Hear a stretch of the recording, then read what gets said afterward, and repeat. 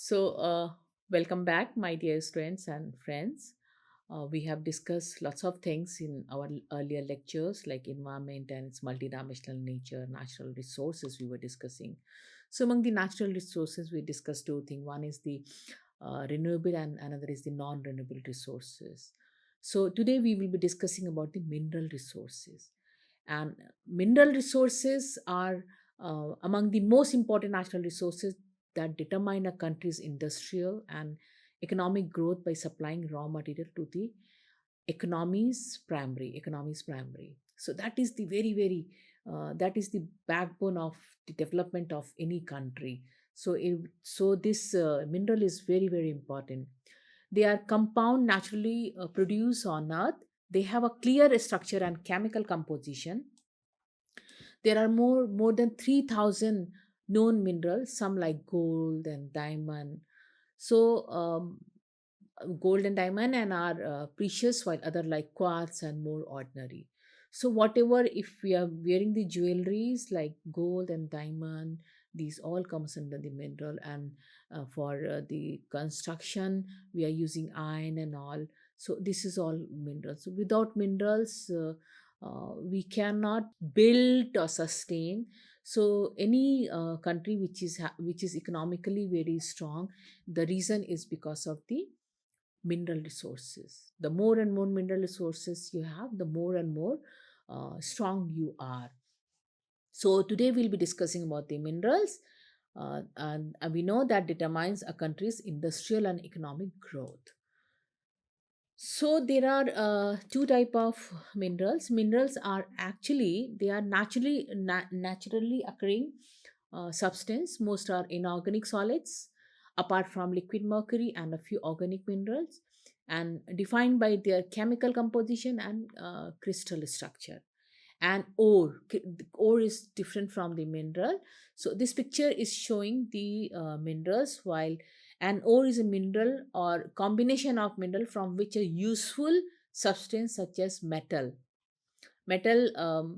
can be extracted and used to manufacture a useful product. Like this is the gold ore. So we have minerals. Among the minerals, we have minerals as well as ores. So extract the gold from the gold ore. So what are the important components? What makes a mineral a mineral? So these are few things like solid substance must exist solid under normal condition on earth and naturally occurring. So whatever mineral we are talking about, they are naturally occurring, and they are under the earth and the lithosphere for thousands and thousands of years, and that's what we extract. So they should be naturally occurring, like the substance must be naturally occurring on earth, not man-made. It should not be man-made, and it cannot be man-made because of various reasons. Inorganic, the substance must be inorganic, not living thing. They cannot be the living thing, they are inorganic. Fixed chemical formula.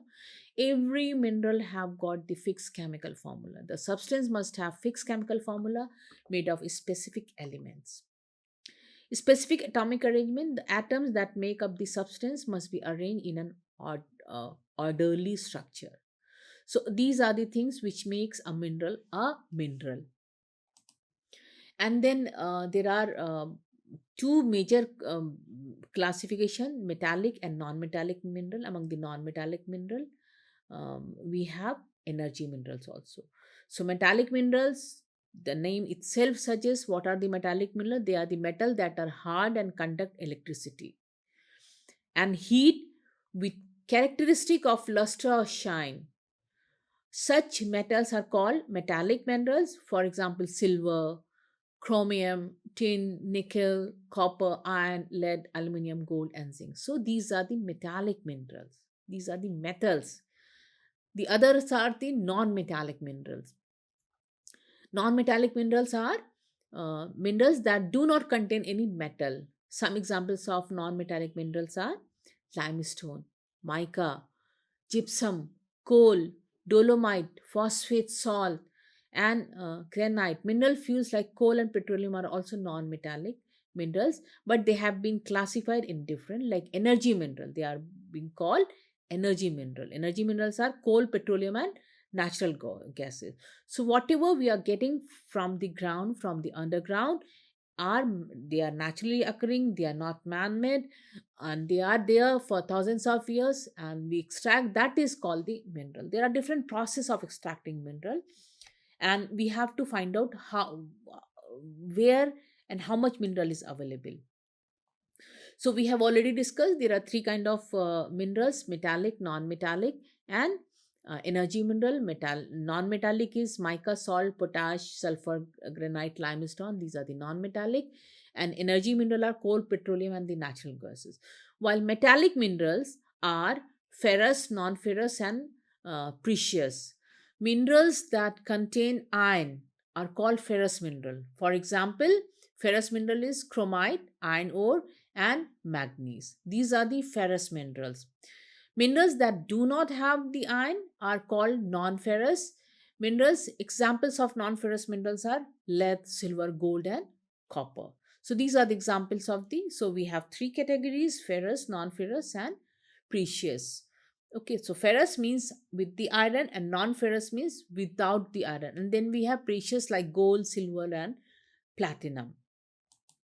So how do we identify the mineral? Kaise, how we can identify that this is the mineral?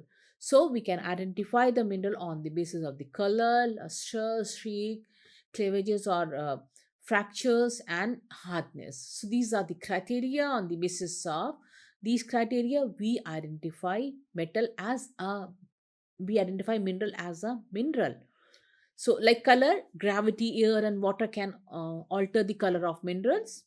Therefore, it's not the ideal method for mineral identification. Certain minerals are also have similar colors. So, color is one of the criteria. Not only on the basis of the color we can identify or differentiate. So, along with the color, it's luster. It has light reflecting quality. Three types: metallic, which is bright and reflecting; submetallic, which is dull, reflecting; and non-metallic, which is anything not in the other category. The third is the streaks. Color of a mineral's powder from is obtained by rubbing the mineral against a streak plates. And the fourth is the cleavage and fractures. The cleavage and fractures, the way minerals break. Cleavage is a breakage along smooth, flat surface. Fracture is the breakage unevenly along curved or irregular surfaces. And hardness, minerals resistance to bring um, scratched, use moss hardness scale to test hardness is this one is the softest while 10 is the hardest. So these are the five qualities on the basis of which we identify the minerals, and we differentiate among different minerals. So these are the things. Silicon, oxygen, tetrahedra are the building block of many important minerals in the crust and mantle. We all know that silicon, oxygen, tetrahedra are the building block of all the metals, all the minerals. The silicate are largest group of mineral on earth by number of varieties and relative quality, making up a large portion of the crust and mantle. Non-silicate minerals are also economically important and providing many types of construction and manufacturing material like silver, gold, and copper. Based on the silicon oxygen tetrahedra, the crystal structure of the silicate reflect the fact that silicon and oxygen are top two Earth's most abundant elements. So this is how this is the picture which is giving you an impression how the minerals are formed. This is the mineral, and ore deposit and mineral deposit. This is the where the minerals are deposited, and this is where the ores are deposited.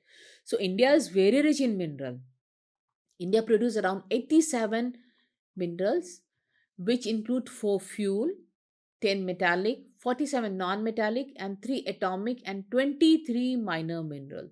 So India is very, very rich in minerals. The country produces many important minerals like coal, iron ore, manganese ore, mica, bauxite, chromite, diamonds, and limestone.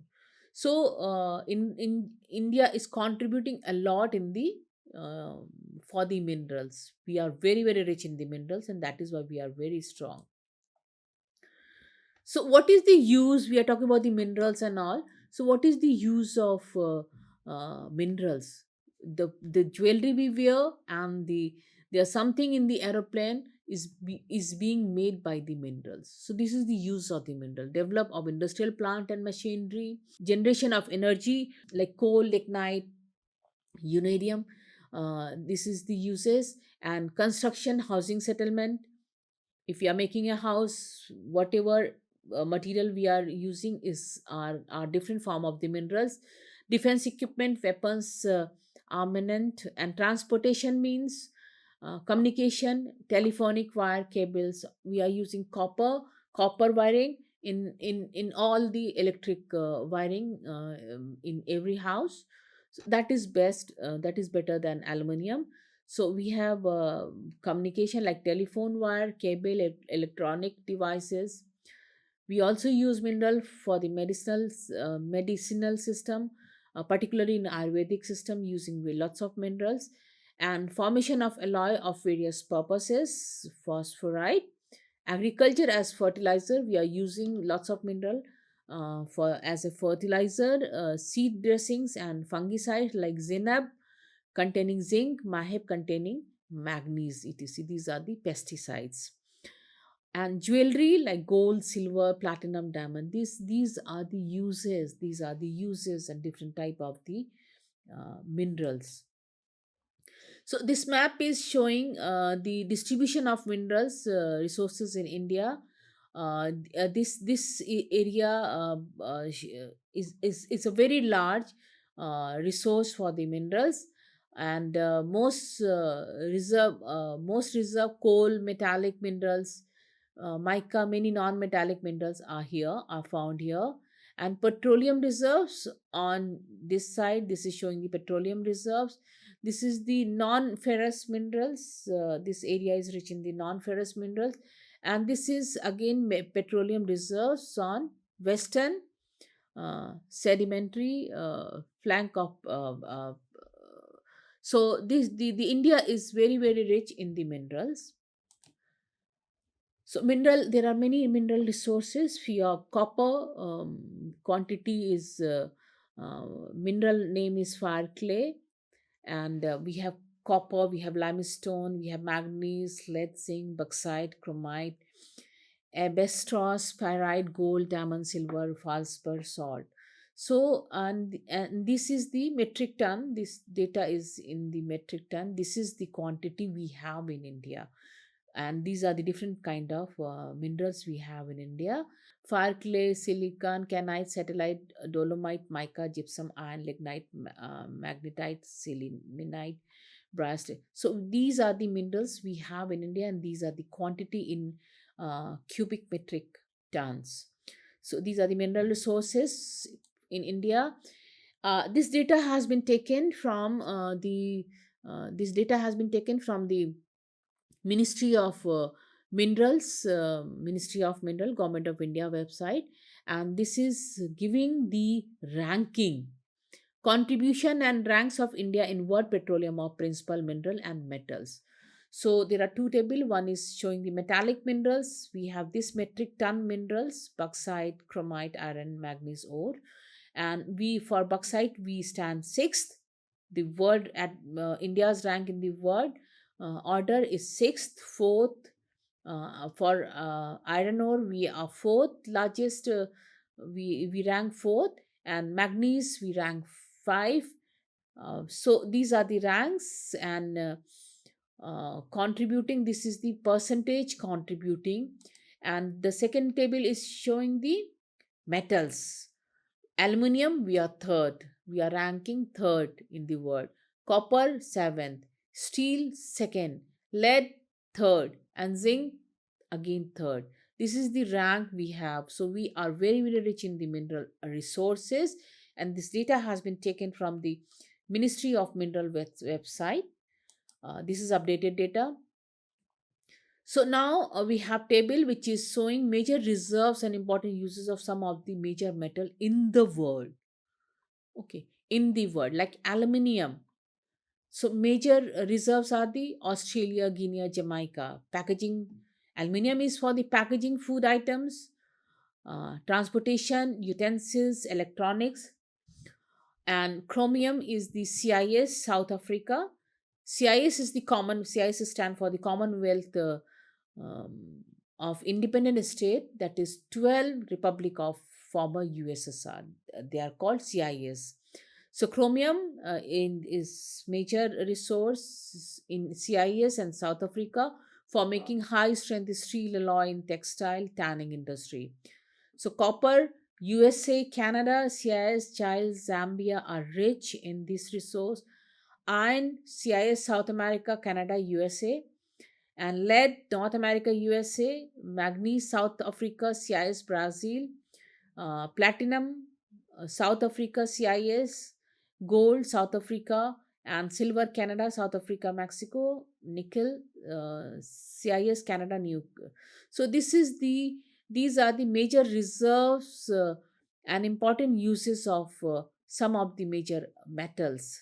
So major reserves for these metals are listed in column 2, and I we have just mentioned, like gold is for the ornamental, medical uses, electronic uses, in aerospace. So these are the list of the major reserves and important uses of some of the reserve.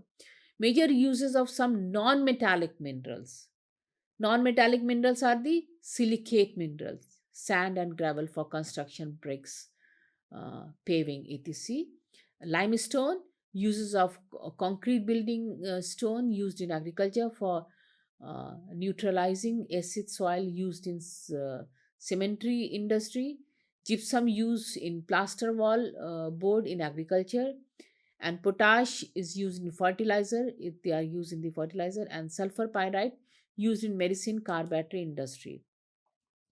It is evident from this table, it is evident from the table that CIS country, the Commonwealth of Independent State, that is 12 Republic of former USSR, the United States of America, Canada, South Africa, and Australia are having the major world reserve of most of the metallic minerals. Due to huge Due to huge mineral and energy resources, the USA become the richest. I initially also I said the country which is having the most mineral means will be having the most industries, and more industry means more and more rich you are. So due to huge mineral and energy resources, the USA became the richest and the most powerful nation in the world in even less than 200 years. So USA has got the mineral resources. That is why the economy is very very strong, and that is why they are number one. So there are some major minerals in India: energy generation mineral and other commercial uses mineral. Energy generation minerals are coal and lignite. The resources are in West Bengal, Jharkhand, Odisha, Madhya Pradesh, Andhra Pradesh. Uranium, Jharkhand, they are present in the Jharkhand, Andhra Pradesh, Nellore, Nagaland, Meghalaya, Rajasthan, Ajmer. So coal and lignite are present in West Bengal, Jharkhand. Jharkhand is always, Odisha and Jharkhand are always very, very rich in the mineral. So uranium also, Andhra Pradesh, Meghalaya, and Jharkhand. So other commercially used minerals like aluminium, bauxite ore, Jharkhand, West Bengal, Maharashtra, Madhya Pradesh, and Tamil Nadu. These are the main. These areas are having the main source of the aluminium bauxite. So iron, Jharkhand, again Jharkhand, Odisha, Madhya Pradesh, Andhra Pradesh, Tamil Nadu, Karnataka, Maharashtra, and Goa. And copper we get from the Rajasthan, a good source in the Rajasthan, Bihar, Jharkhand, Karnataka, MP, West Bengal, Andhra Pradesh, and Uttaranchal. So these are the major minerals of India. And contribution and rank of India in world production of principal minerals and metal. This is again taken from the ministry website, and that is in 2022. So India continued to be wholly or largely self-sufficient in mineral, which constitute primary mineral raw material that are supplied to industries such as iron and steel, aluminium, cements, various types of refractories, china clay base, ceramic glasses. So India is self-sufficient or nearly self-sufficient. According to Ministry of Mines, India is self-sufficient or nearly self-sufficient in bauxite, chromite, iron ore, and limestone. Bauxite, chromite, iron ore, and limestone. They are self-sufficient. There are some deficiency. India is deficient in manganese, magnesite, manganese ore, rock phosphate, etc., which were important to meet the domestic demand. To meet the increased demand of uncut diamond, emerald, and other precious and semi precious stones by the domestic cutting and polishing industry, India is dependent on import of raw uncut stone for their value added re export. So these are the contribution and rank of India's in world production. In some, we are self-sufficient, and in some minerals, we are deficient. Self-sufficient bauxite, chromite, iron ore, and limestone, while deficient is magnesite, manganese, and rock phosphate. So some we import, some we export. So degree of self-sufficient in principal minerals and metals, as per the 2021, bauxite. This is the consumption, 23,162 metric tons. This is the supply, and order of self-sufficient, 88% we are self-sufficient, rest we ask from different countries. In chromite, 95%. Iron, we are 100% self-sufficient. And iron and silimenite, we are 100% self-sufficient. Rocks phosphate is just 60%, and manganese just 18% we are self-sufficient. Otherwise we are dependent on the uh, we need to ask these from different countries, from different resources. So this data is again from the Ministry of Mining, Government of India. Degree of self-sufficient principal minerals and metals, among this, the aluminium, we are 100% self-sufficient. Apart from this, iron ore, selimanite, we are self-sufficient in aluminium and zinc. Copper, 50%. We have 50%, because domestic supply is just 364, and approximate consumption is 720 metric tons, million metric tons is the consumption, while 364 million metric tons is uh, domestic supply. Zinc, 100%. Okay. So there are certain mineral extraction or mining. Minerals are present inside the earth, under the ground. So we have to extract those minerals. And the process of mineral and their ores need to be extracted from the earth's interior so that they can be used. Without taking it out, we cannot use. The process is known as mining. We do the mining, we do the digging of the land to extract all these minerals. So a mining operational operations generally progress through four stages. There are four stages while doing the mining. One is the prospecting, searching for mineral. That is one of the important component. Prospecting, exploration, assessing the size, shape, location, and economic value of the deposit. Third is the development work of preparing access to the deposit so that the minerals can be extracted from it. And exploitation is extracting the minerals from the mines. Yes, there are four step process. First thing is that searching for the minerals. You have to search for the mineral, that is called prospecting. Then exploration, assessing the size, shape, location, economic value of the. So until unless we know the economic value, we cannot go for it. If it is not having very high value, if it is not catering large requirement, then it's useless to dig the land, because we have to think about the environment also. So these are the four process for the mineral extraction or mining. The method of mining has to be determined depending on whether the ore or mineral deposit is nearer the surface or deep within the earth. The topography of the region and the physical nature of the ore deposited is situated. Mines are of two types: surface, open cut or stripe mines, or deep or shaft mines, metals.